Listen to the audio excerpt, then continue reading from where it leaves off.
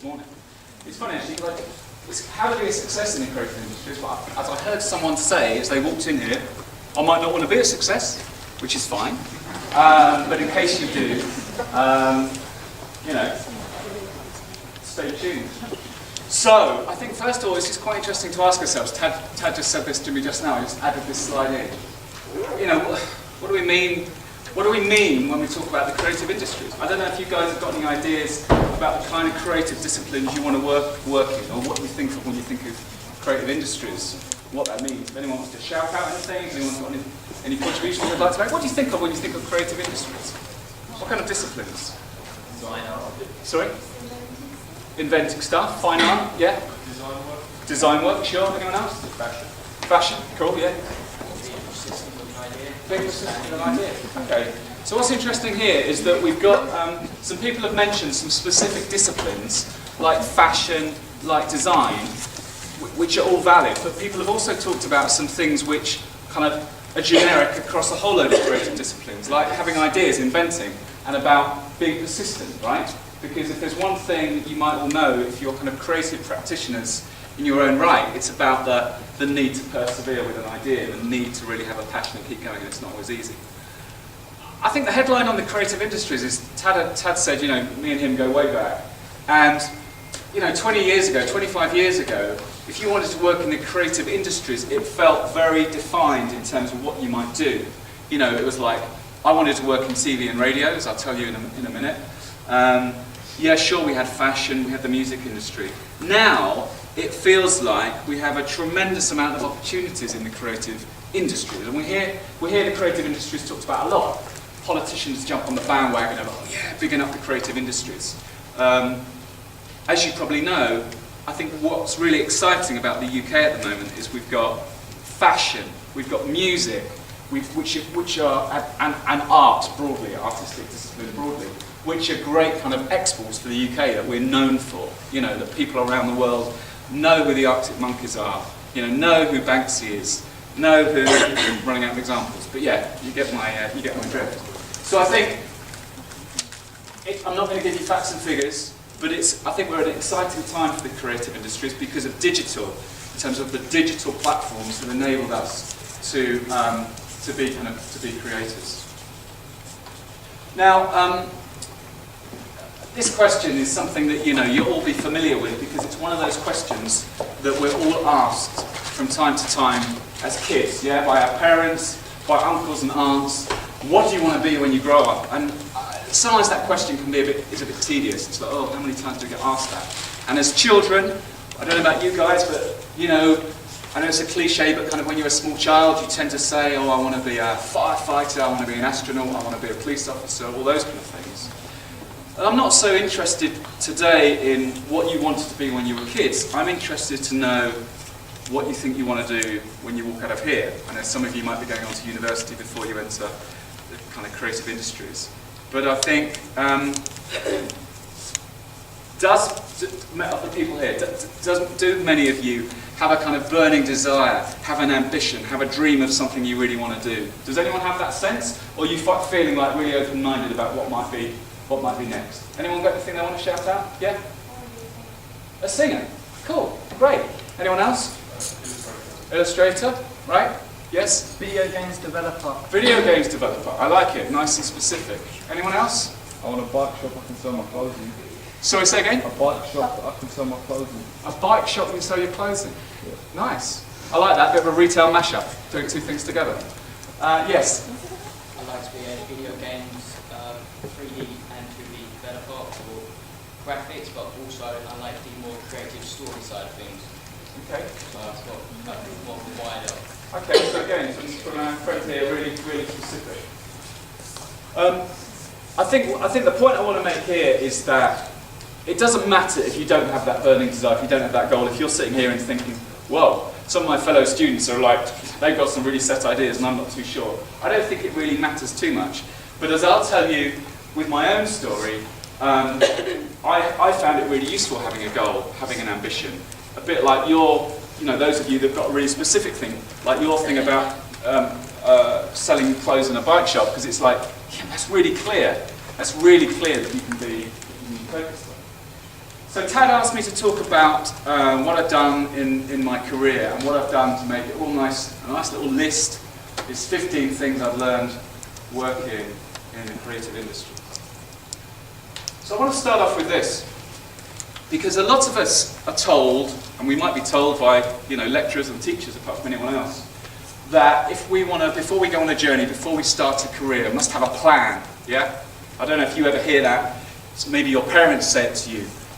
Well, you've got to have a plan. You've got to have a plan, when you embark on your career. Now, here's the trouble with plans. You could see I wasn't an illustration student. You can shit with that. I did my best with a Sharpie. But, this is what we think plans look like. Very linear, very straight, all very calm and organised. We start at the bottom when we leave school and we reach the pinnacle of our career up the top. Well, I've got news for you. That's fiction. Okay? The reality is what you see on the right. Because in life, won't surprise you to know, and in your career, you're going to hit obstacles, you're going to hit roadblocks, you're going to see opportunities, and you're going to slalom all over the place. And you're going to have those spaghetti lines.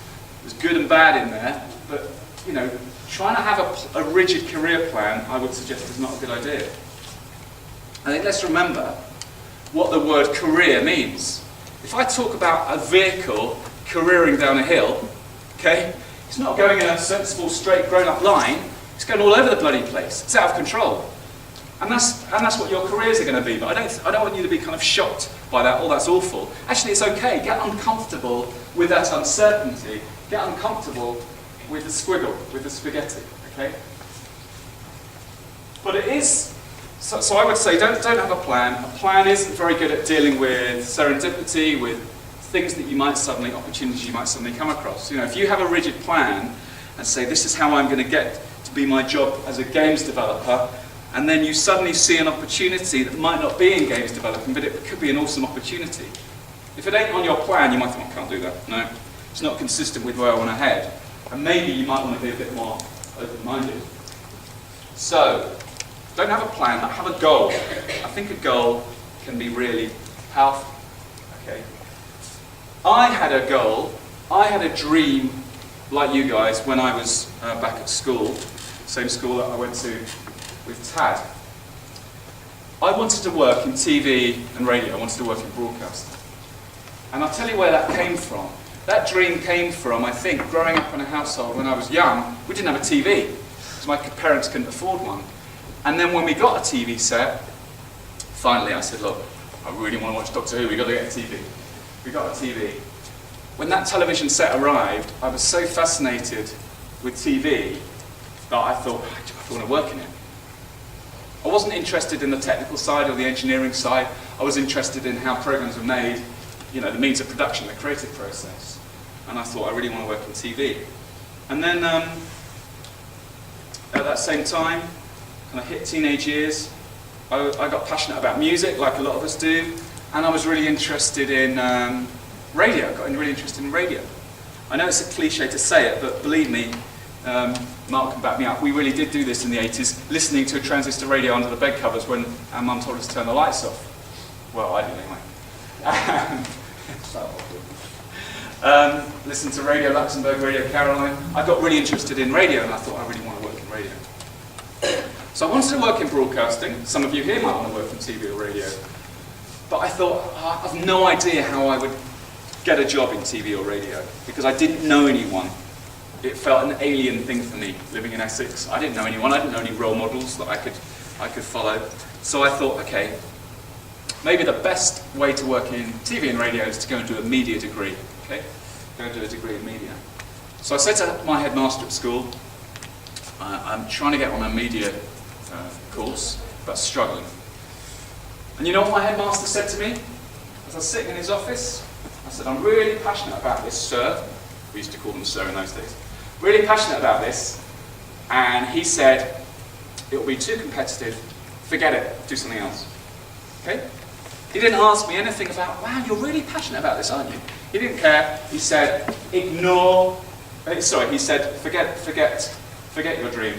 Do something else instead. He said, go and do a course at Cheltenham Institute on company secretarieship. And I was like, WTF. So, if you've got your goal, if you're like our friends here that have got their goals that you want to do, and someone says to you, you don't want to do that, you're not talented enough, you won't ever do that. Do you know how many people want to be a singer? Where was our friend who wants to be a singer? Right? I won't swear, I'm not allowed to swear. Ignore them. If you're really lucky enough to have that passion about something you want to do, please go for it.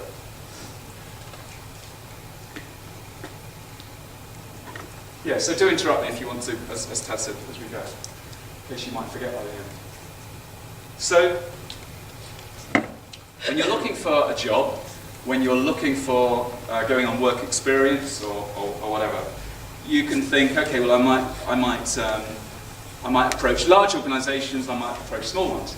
Large organisations have their advantages because they might pay you more, they hire more people, so they give you more opportunities. But I want you to think about the benefits of small organisations, joining an organisation when it's small. Because if you can join an organisation when it's small, especially when it's starting out, when it's starting up, you get an enormous amount of experience. If our friend at the back that wants to sell his clothes in the bike shop goes to Shoreditch and discovers this little bike shop that's setting up, that's selling coffee and selling clothes, and you think, wow, I can get great experience, and there's only 3 people that work there and you start as the 4th person, you're going to get so much experience because you're not lost as the new guy in this big organisation. They're going to go, right, learn how to make the coffee, right, you get my point, you can have loads of opportunities. Now, 2 months after my headmaster said to me, forget trying to work in the media, I gave him a metaphorical 2 fingers by getting a part-time job at BBC Essex. 1985, local radio station. We didn't have local radio. BBC local radio then until 1985. Launched in Chelmsford, a new radio station. So I was like, whoa, yeah, great. I want to work there. I didn't get paid initially. I worked on a Saturday evening show. And 2 months after that episode, my headmaster, I was presenting the gig guide.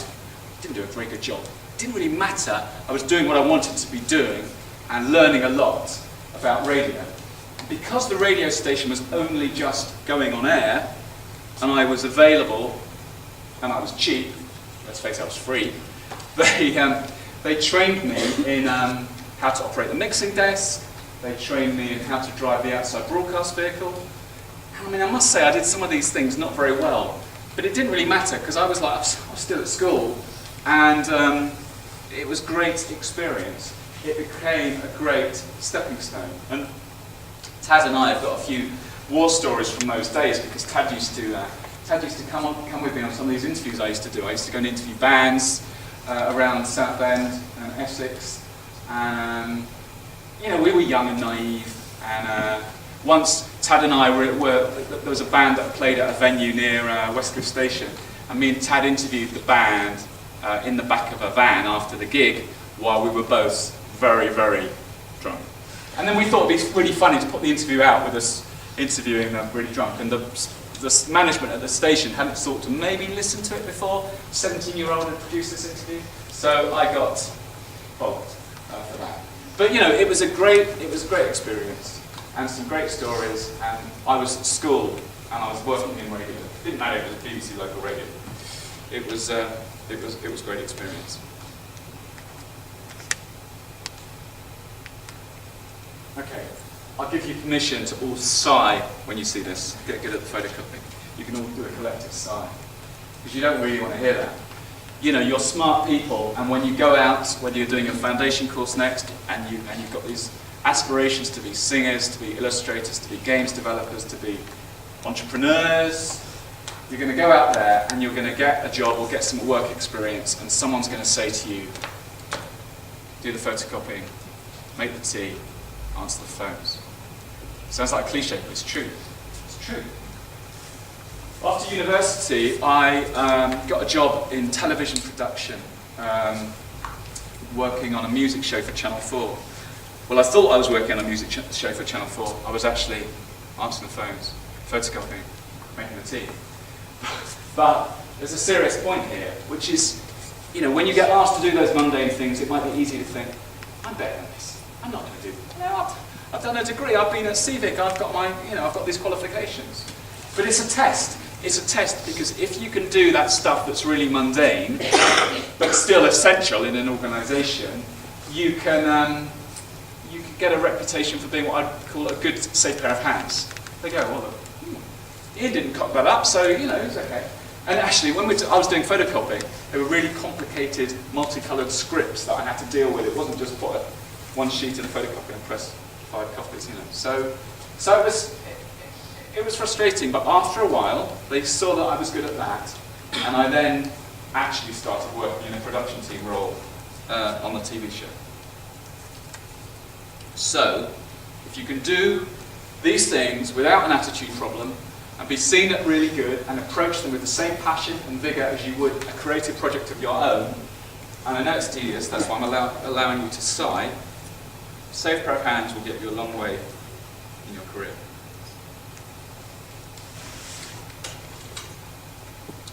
So, anyone got any questions before I go on? Anyone want to say anything? No. I was really interested that our friend at the back said about his kind of career aspiration, because it was a mashup, and I use the word mashup, and you'll see this was a book I wrote a couple of years ago, my 4th book, Mashup, Use Your Multiple Skills to Give You an Edge, Earn More Money and Be Happier. Because we have an opportunity in 2015 that perhaps we didn't have 20 or 30 years ago, because it's more common now, that some of us might have roles where we do more than one thing. I'm going to generalise, but if I think about my parents' generation, okay, I'm older than you, maybe your parents' generation, maybe a lot of those do one thing. They're a shopkeeper, they're a doctor, they're a bus driver, they're whatever they are, and that's fine, they do one thing. Today, I think it's much more accepted, especially if you're freelance, that you might do more than one thing. But even in organisations might be flexible and agile enough to think, okay, well, she's really good at that, but she's also good at that, so let's rip up the job spec and actually carve out her own role where she does all these different things together. And I like having a mashed up career because it reflects my personality. I'd get bored if I was doing just one thing, the same thing the whole time, right? So, I like standing here doing what I'm doing today. I like writing books, I like writing articles, I like advising clients, I like telling stories. So I've created a work-life mash-up, which is great. The only difficult thing is when someone says, meet you at a dinner party or meet you in a pub and go, yeah, what'd you do? It's difficult to answer it. I'll play in the video of this talk. But I just want you to think about that. What would I'm not going to ask you to call it out now, but just have a think about what are some of your interests where you might have a role that mashed up. So you might be a singer, but you might do some other things, and how might that all combine? Because in the entertainment industry, it's very common for people to have plural, what I would call plural work lives. Plural rather than singular.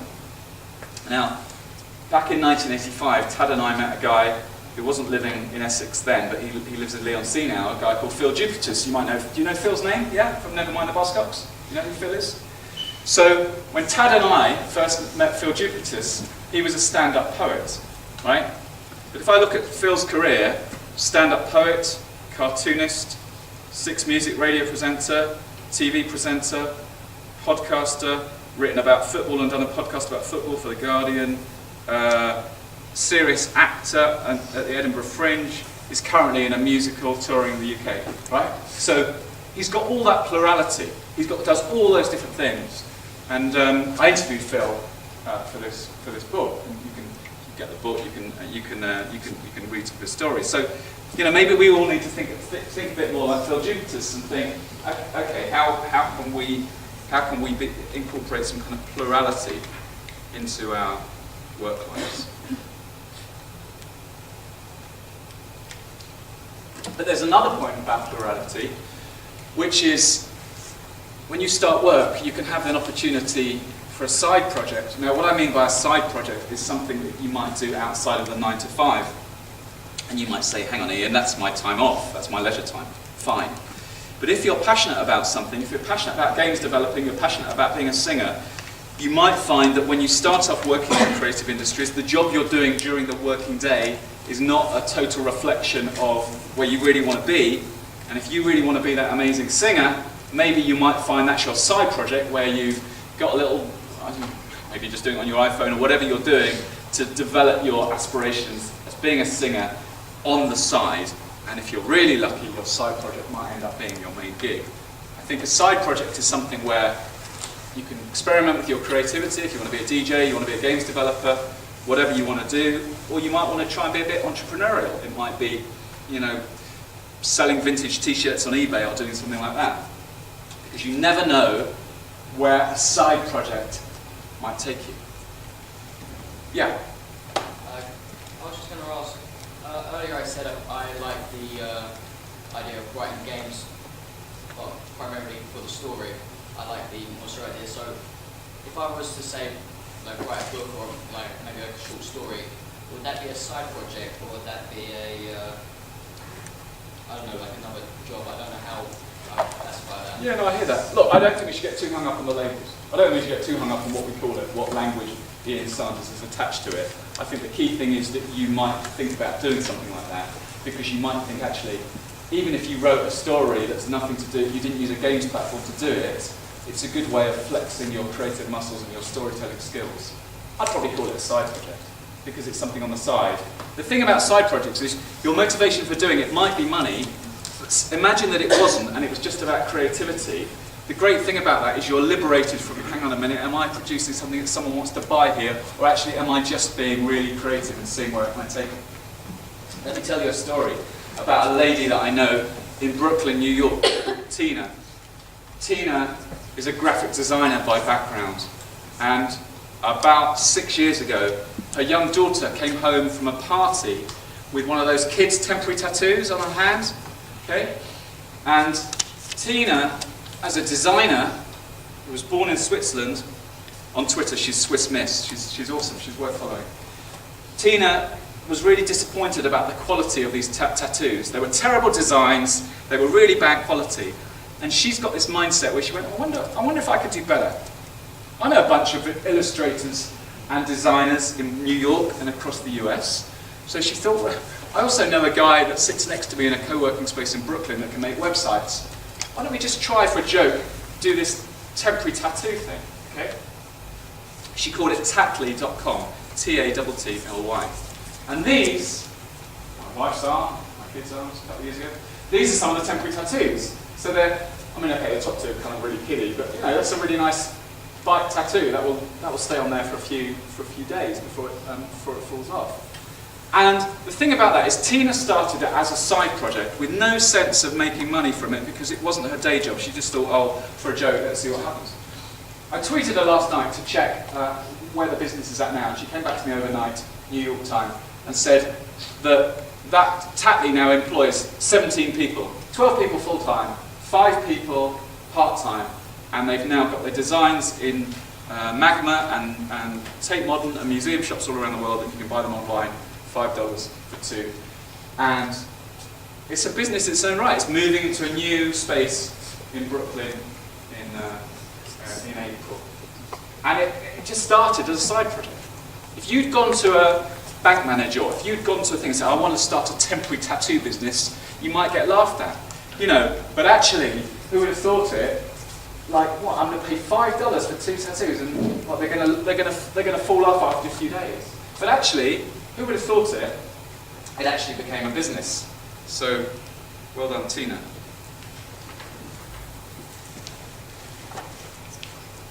Okay. As Tad said, I started my career working in media organisations. I worked in radio, television. I worked for a media group. And then in 2000, I quit my job to go freelance. And I became a freelance project manager, freelance consultant, still working in the media, the creative industries. And I learned a lot of things making that transition. But one of the biggest changes that I made was re-establishing my relationship with that 4-letter word, work, because up until then, work was a place I went to. It was a building that I commuted to. It was somewhere I travelled. I'm going to work. We all say that, don't we? You know, you've probably got part-time jobs on. Oh, I've got to go to work now, I'm going to work. If you work in the creative industries, and part of your talent are your creativity and what goes on in here, I want you to rethink when you think of work and getting a job, that it's not about going to a building and doing it. Because actually, like our friend here who might be writing a story on the side, he ain't going to be doing that at work, he's going to be doing that in his coffee shop and doing that in his bedroom or wherever. So it's about a mindset, not a place you go.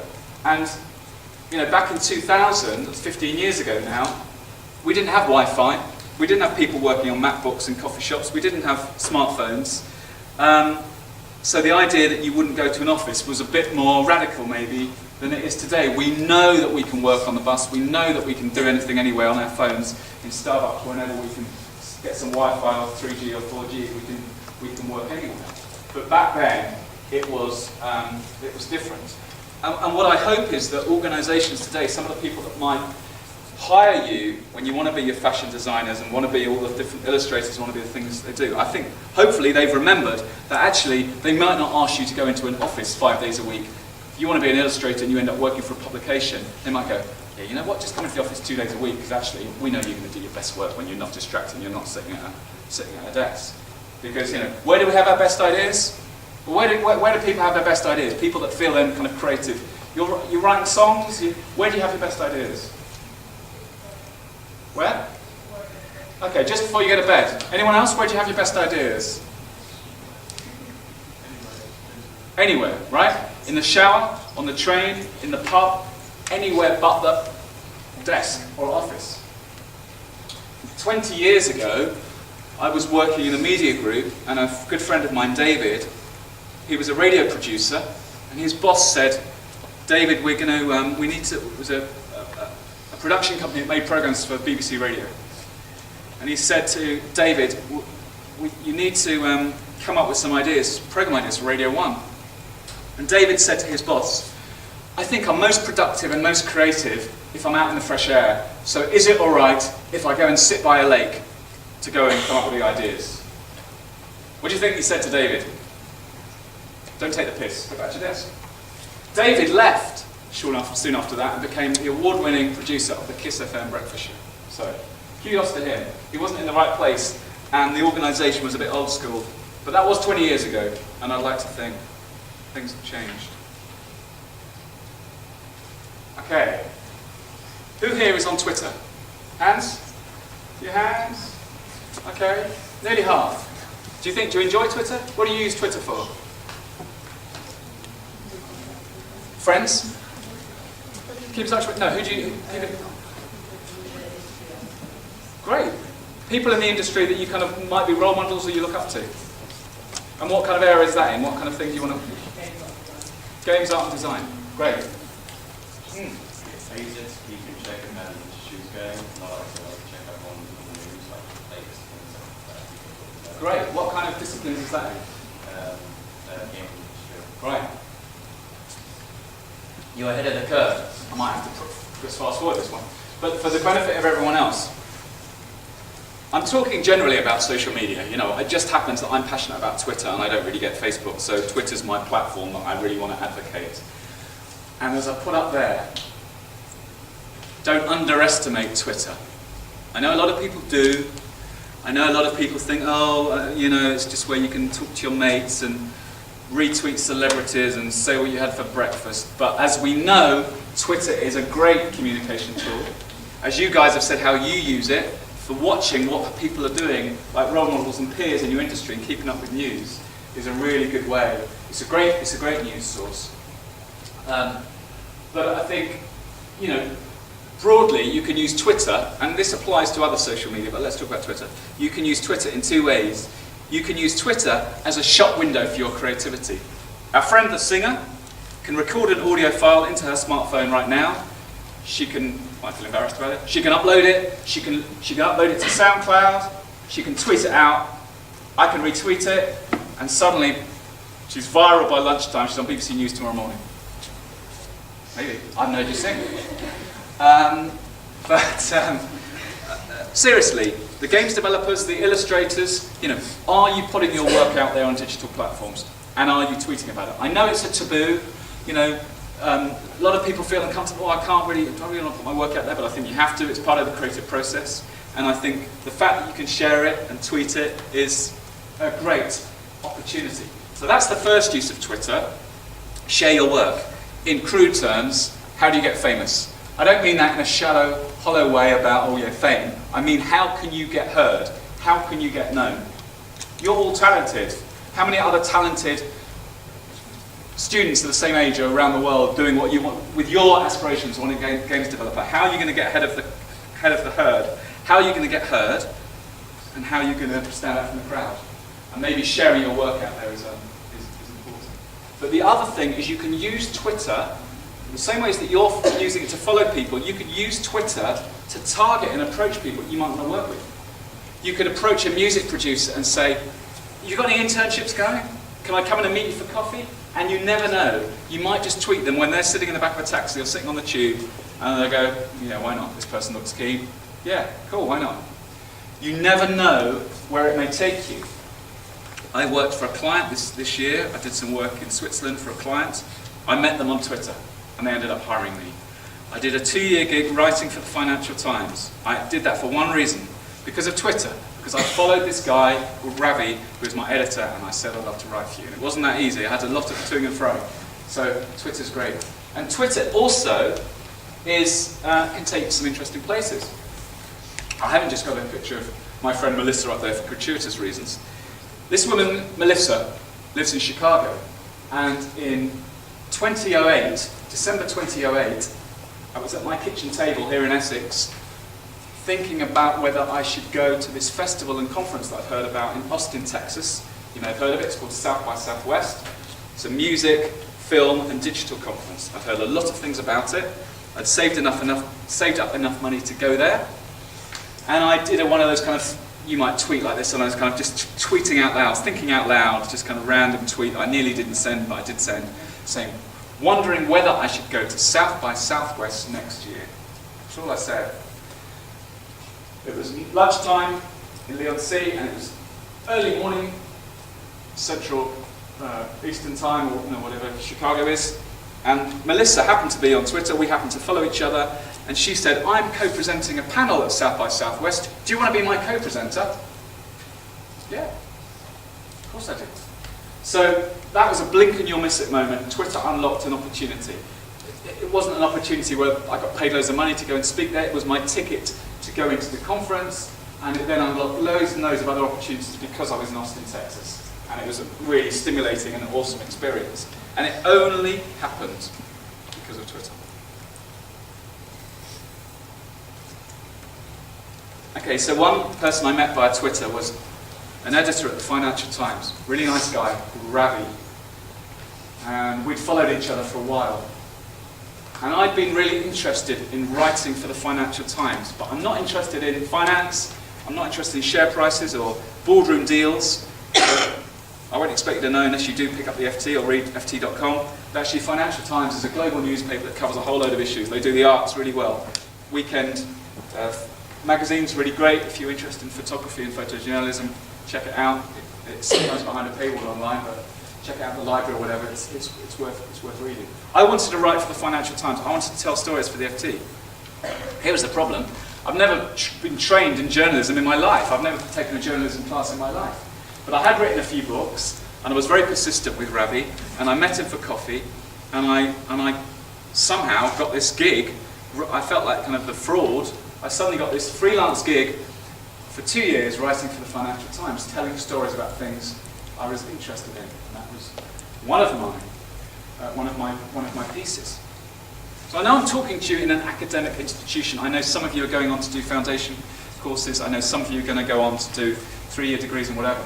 But I just want you to remember, you don't need to go on a course for everything. Sometimes, being in the right place at the right time, being smart with digital tools, being passionate, being persistent will get you a long way.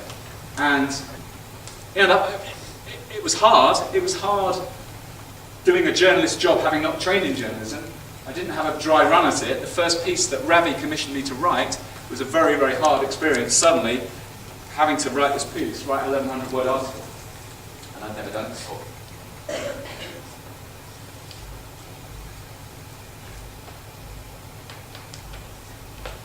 Okay,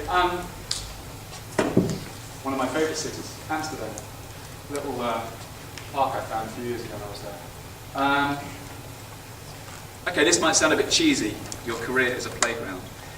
But what I want you to take from this is that I don't want you to think that you've got to enter this workplace and work in your career and get stuck on a treadmill for 20, 30 or worse, 40 years or even more than that, because we're all going to live longer and have to work longer, doing something you hate, doing something that's not you.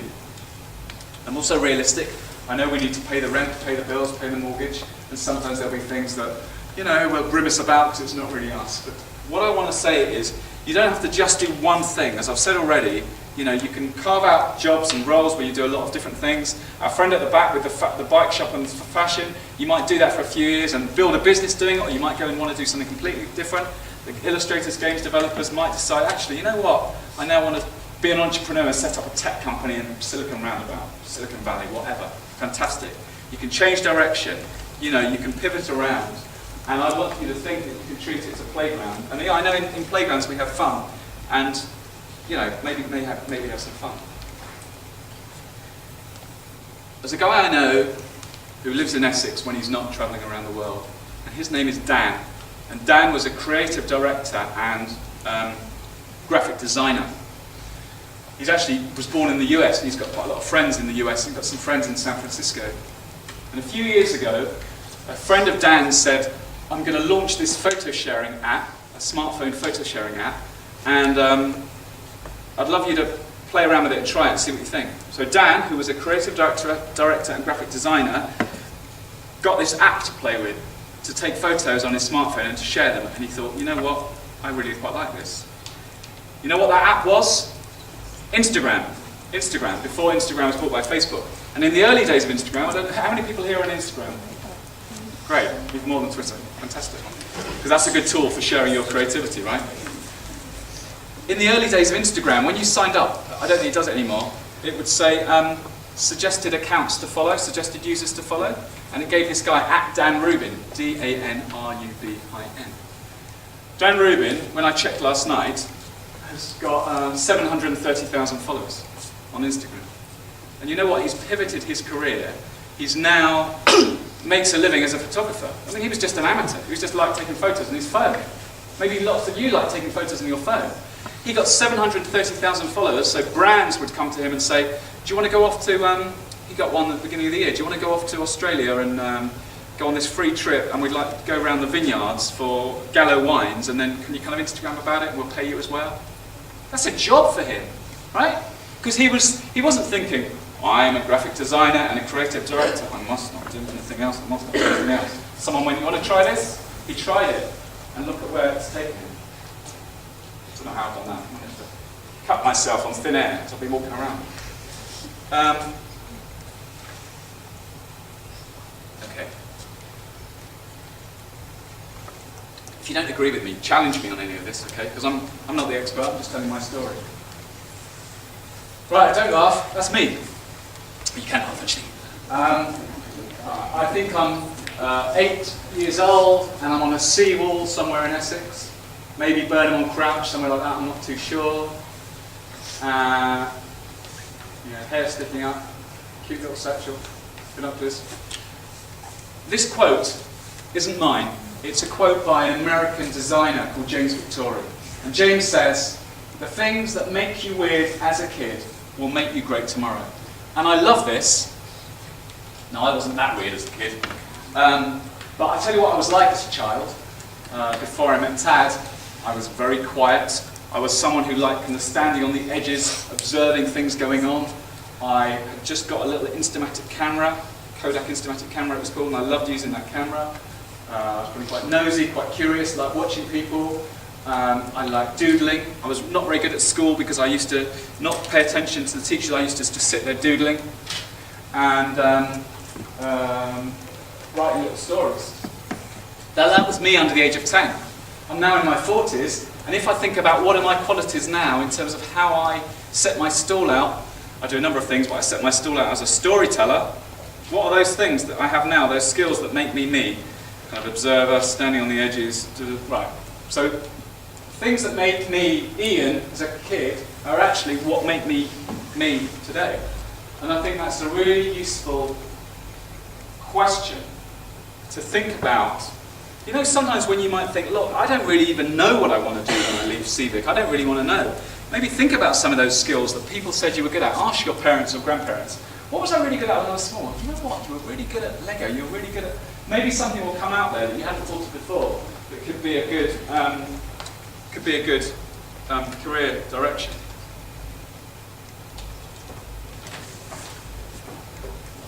Okay, so I said that quote was by an American graphic designer and artist called James Victore. Victore is spelled V-I-C-T-O-R-E. It's at James Victore on Twitter. And I'm going to play you a very small video, but I had embedded it in there, but it wasn't working, so I'm going to have to go out here, over here, play it over here. It kind of speaks for itself. I went to see James in New York a couple of years ago and had a chat with him. It's only a 3-minute video. Have a watch.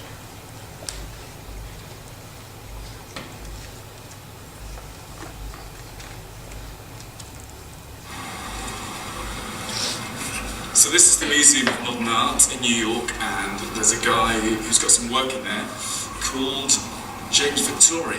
Now James is not just an artist, he's also a designer, and he's kind of a real voice on creativity.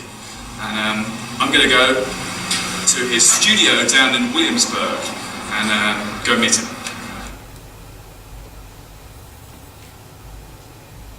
You know, we just did a talk with in Atlanta with the folks at MailChimp last week, and it was about trust as inspiration. Meaning, if you want to get good work out of me, just trust me. It's not about money. It's really not about financial reward for being a graphic designer. If you trust me, I'll do the best work I can do. But you have to let me do it. We have an idea that we've been playing with for the last maybe 2 years now, and it's called "In the Particular Lies the Universal." Meaning, excuse me, if I do a good job of putting my own interests, my own knowledge, my own senses of irony or humor or into the work,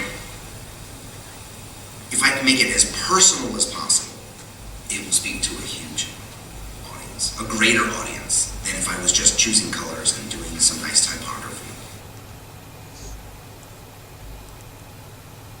You know, I often say that, Chris and I don't go walking hand in hand through the galleries and going, oh, look, we should do something like that, or we should do something like that. It comes from giving ourselves the freedom, really just allowing ourselves to play. And when we do that, we don't have to invent anything. We don't have to make these things up. They're the things that are already inside of us. And what I find most designers leaving out, and one of the things I have to do with my young students and people who come to the studio and bring their work and they show their work, and most of the time I'll look through the work and I'll say, okay, this is fine. See, you have this, and you have your fake beard, and you have your this. I said, there's one thing missing. Logos? I'm like, no, this is you. You're missing. I can't tell who you are in this work. This looks like everybody else's work. Like, are you funny? Do you have a sense of sex appeal? Do you have a macabre sense of humor? I don't see any of that here. We have to bring these things, these qualities of ours, these interests of ours, these qualities of ours into the work. Because if you don't, then you're just making, you're making a high level of mediocre. Okay. Oops. Stop that. Bear with me. So, no, I've gone back to the wrong thing. Oh yeah, so I'll blame it on. I normally need a MacBook.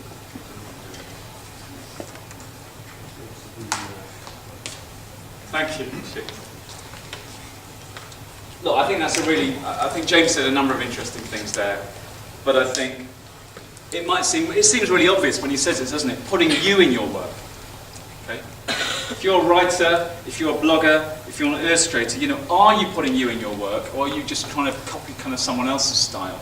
And I think I talked earlier about our need to kind of be heard, stand out from the crowd, and I think you need a point of difference. If you're a creative practitioner, whether you're an artist, a fashion designer, textile designer, a graphic designer, a web designer, games developer, whatever, photographer, is you in your work? Are you putting you in your work? Or are you just trying to create something you think might kind of sell? Because, as James said, then, if you're doing that, you're just really about delivering mediocre, and no one wants that.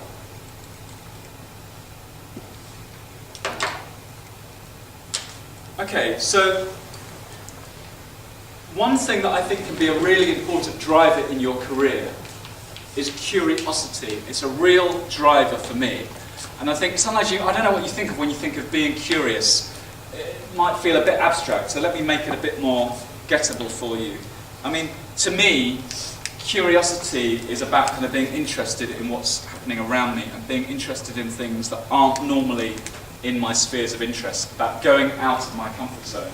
So, you know, I don't know, one way that you could try and be curious is next time you go to read an article or check out a magazine or whatever on your iPad, or even buy one at Smith's because you're about to go on a train journey or whatever, and you want to buy a magazine, is buying something you wouldn't normally buy. Maybe buying a science magazine or buying something in a totally different field, and you never know where it might go, and you never know where it might unlock opportunities. I'm a bit old school, I still buy CDs, and I like going to Rough Trade in Brick Lane. I don't know if you've been to the Rough Trade store there, and they've got listening posts, and you can go and stand there and put some headphones on and discover an artist that I would never normally enjoyed or found, because I'm just kind of thinking, okay, well, I'm not sure about this genre, but maybe I'll like it. And you never know. I mean, on the one hand, I think that can just be an enriching process, but you never know where that might go. And another thing I do, this sounds a bit weird, is I sometimes kind of like talking to strangers. You know, if you can, I spend a lot of time in coffee shops, drinking coffee, which is a passion of mine, and working out of coffee shops because I don't have a proper office. And sometimes it's nice to close the MacBook, to put my phone down, to take my headphones out, and actually tune into what's happening around me. And maybe talking to some people, you know, talking to strangers. We don't do that much, do we?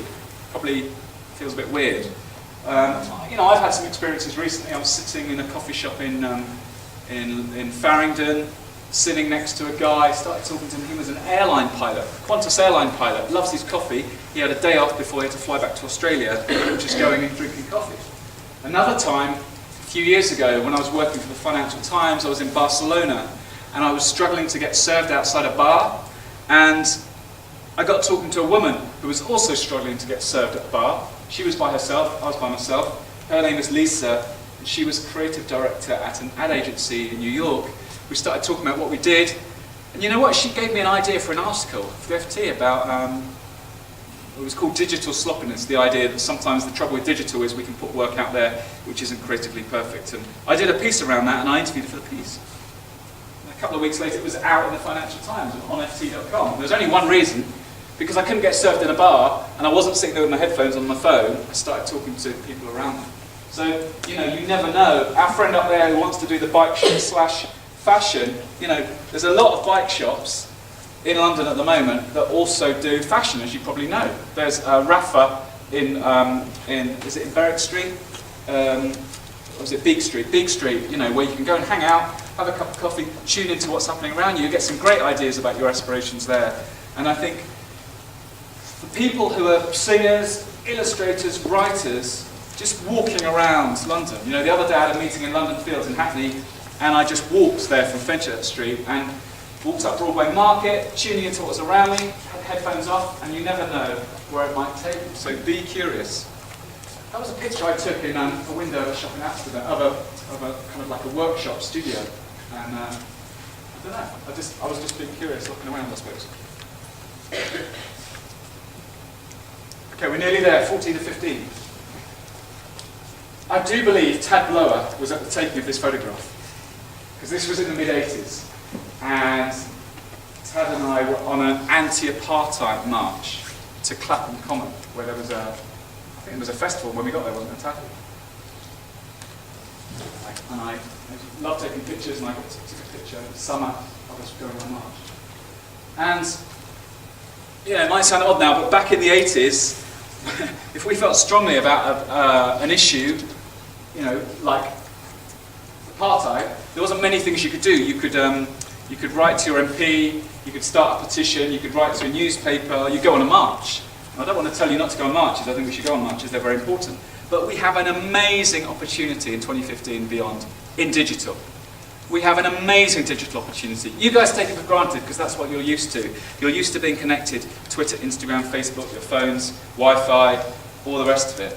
But it's a huge opportunity.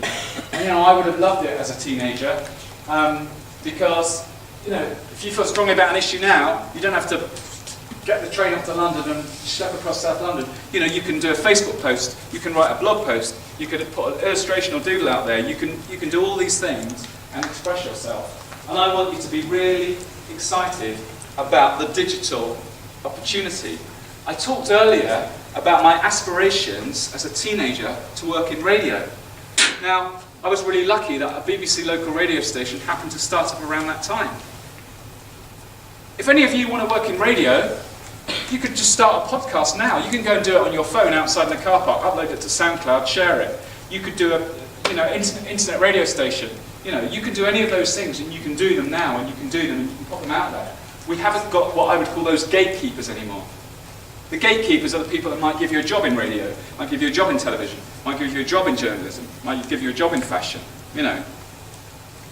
So I'm not going to put our singer, I am going to put our singer friend on the spot. You know, do you put your work out there on digital platforms? Great, how do you do that?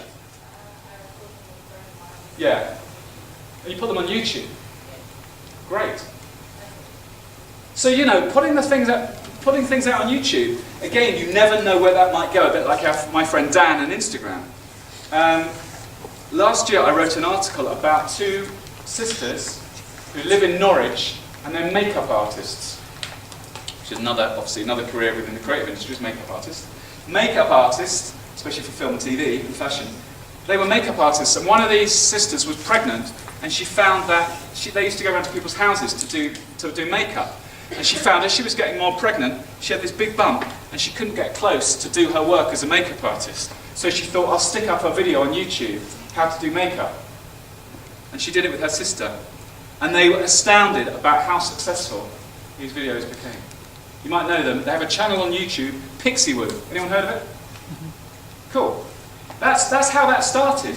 They have got millions and millions of followers on YouTube. They make a living, they make a good living with a YouTube channel. They have an advertising share with YouTube, so they get paid that way. And now they've got a brand, I believe they've got a brand of Pixiewood makeup brushes in Boots or something, and they've got a magazine. It's crazy. It's just from putting their work out there on the digital platform. And again, they didn't go there thinking, we're going to be this next big thing. They did it because she was pregnant and she couldn't get close up to her clients. It's crazy. So digital, I want you to get excited about digital, and if you're not using digital platforms already, please think about it. On Monday evening, I had a phone call where I gave a student at mine and Tad's old school some advice. Someone asked me, I met a careers teacher there, and she said, would I give this student some advice?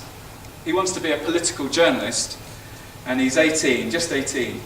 So I spoke to him on the phone, and I had some advice to give him, not unlike some of the stuff I've done here this morning. And I said to him, James, you know, have you already been a blogger? Have you already put your work out there? And he said, yeah, I have. Yeah, I'm on Huffington Post, which you might know. He'd started something on there and done these things. So I said, oh, great. You know, roughly how many posts have you put out there? I thought he might say 10 or 11 or 12. You know how many posts that guy's put out there? 100.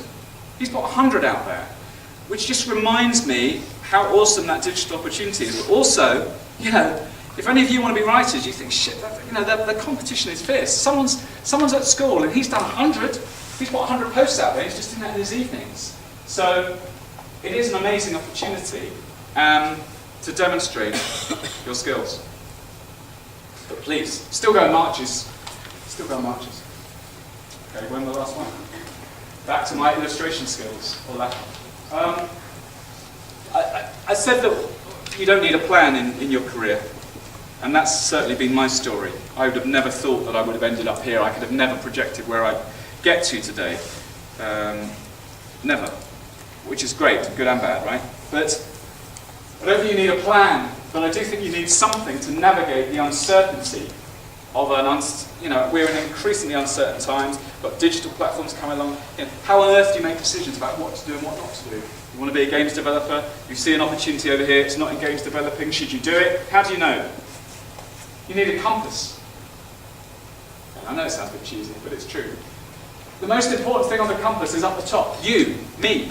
When I make decisions about what I do, even about when Tad said, do I want to come and talk to you today, I have to think about, is it aligned with who I really am or what I really want to do? If I was really crap and hated public speaking and just thought, I don't really want to do that and I've got a lot on this week, I'd have said, no, I don't really want to do it. But I think actually it's good for me to come and do things like this. So yes, please, I will do it. It becomes a decision-making tool. Your compass is everything aligned with you. And it goes back to the slide of me standing on the seawall when I was a kid, right? If I get lost and think, should I be doing that? Is that project right for me? I think, does it make my heart sing? Is it aligned with me? Am I earning money from it? But I also go back to that kid and think, is it aligned with what the 8-year-old Ian might want to do?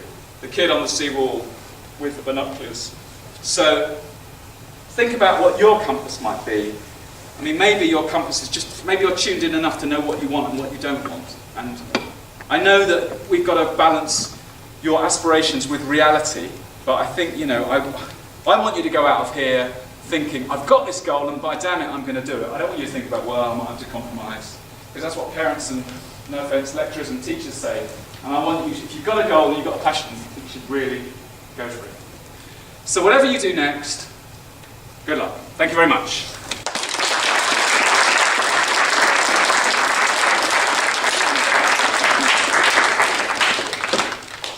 So I know we had so many questions as we went along.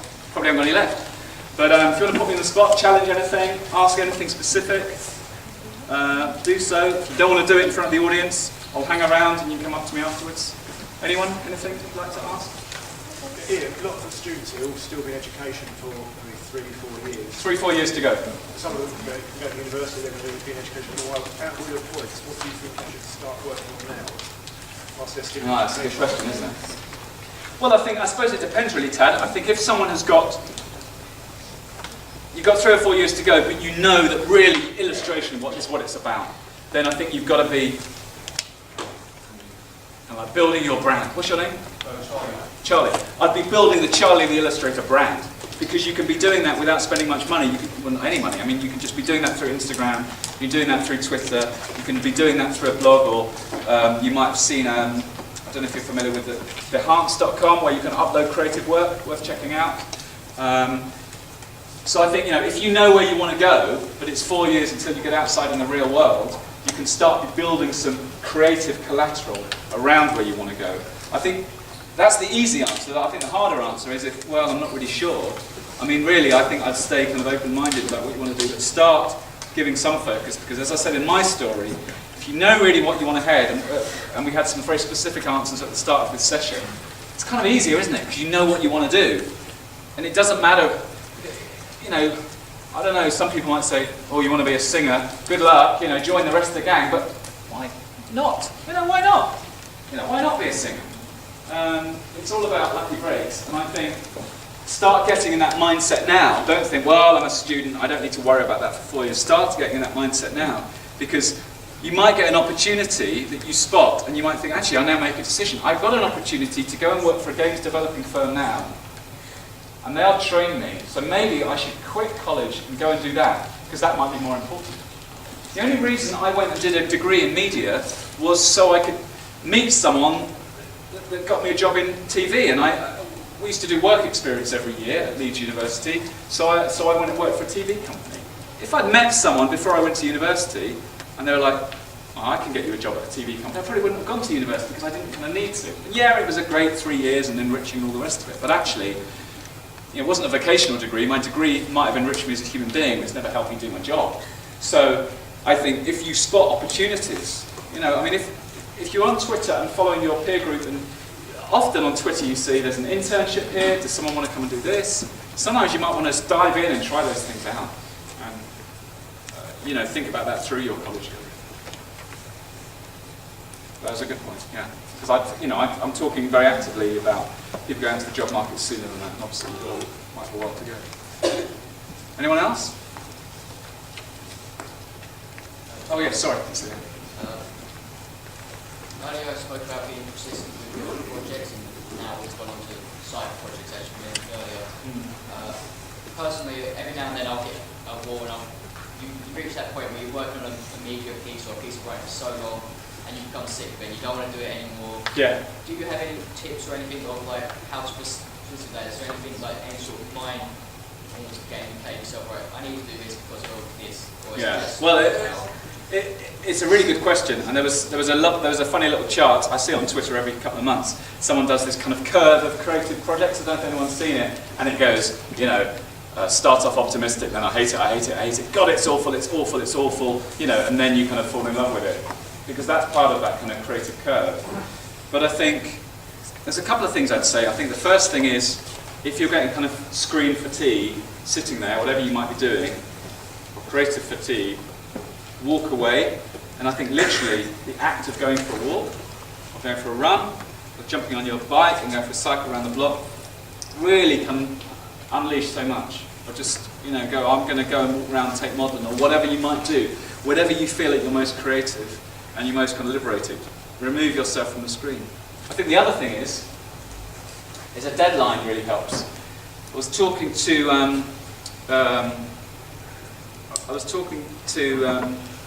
Wilco Johnson, who you might know as a famous musician locally, who was in Dr. Feelgood, that huge band in the 1970s. And I was talking to Wilco a couple of years ago about, he was saying, oh yeah, I got up really late this morning because nothing really to get up for, I'm not on tour, I'm not recording anything, and he got up at 11 o'clock. And he loved the rigour of being on tour or being in a recording studio because he had to get up, he couldn't procrastinate, he had to get up and do his thing. He had to get up and be creative. Sometimes you could create a false deadline. You might not have a deadline anyone asking you to do this, but you're going to go, right, I've spent enough time on this. Friday, 12 o'clock, I'm going to finish it. So that you might find that pressure, even though you give it to yourself. You've got to stick to it. You can't give yourself a get-out clause. Might take some.